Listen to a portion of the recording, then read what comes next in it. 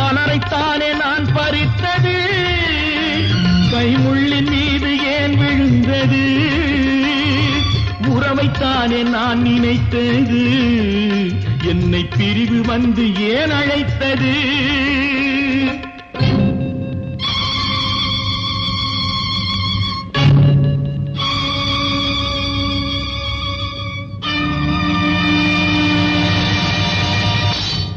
எழுதுங்கள் என் கல்லறையில் அவள் இரக்கமில்லாதவள் என்று, பாடுங்கள் என் கல்லறையில் இவன் பைத்தியக்காரன் என்று.